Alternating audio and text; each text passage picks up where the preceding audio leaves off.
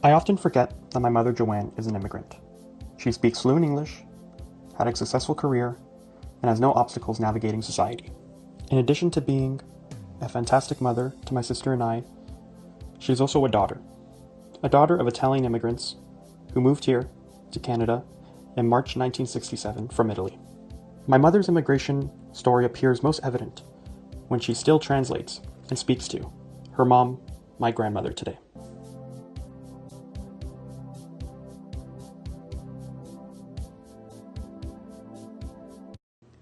My mother and I took a trip to where her life in Canada began on Armstrong. And here is 105. Remember when my dad did the veranda, the cantina? Remember when he put bricks all around? We had to help the bricklayers because they were all over here. We had to help them pass them the bricks. That way they could work faster, you know?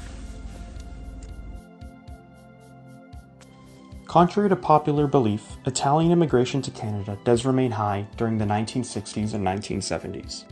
This was a period of chain migration, where young couples and families were coming to Canada to reunite with past members who established roots here in the years and decades prior.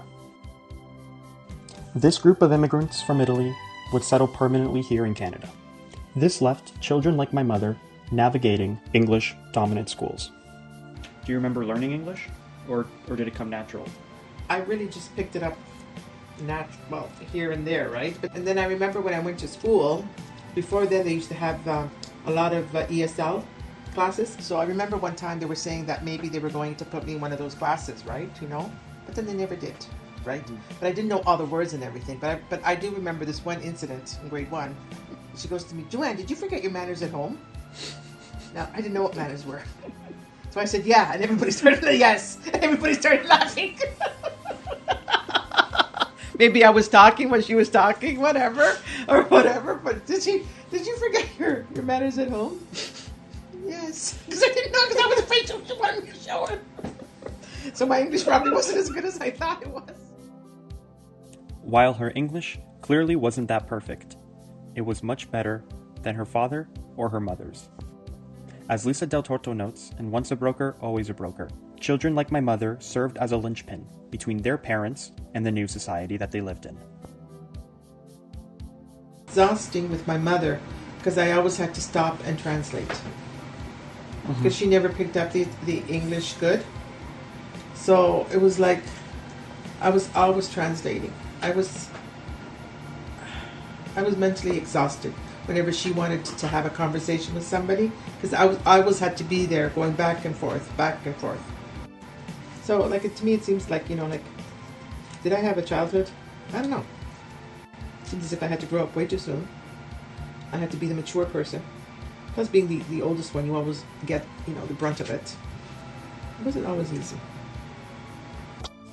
During the 1980s, there was a direct link between those that completed high school and those that attended and completed post-secondary education within the Italian-Canadian community. For women especially, those that attended and completed post-secondary education were more likely to join the workforce. It was in this increase during the 1980s that my mother would be the first to attend post-secondary education in her family. So this photo is when you graduated high school or college? No, from college. Okay. And what did you study? Hospitality? Or food and beverage management, yeah. Food and beverage management? Yeah. Food and beverage management. 2 years at college. Because we had to go, like I told you. My father said after you finish high school you have to go to college. You can't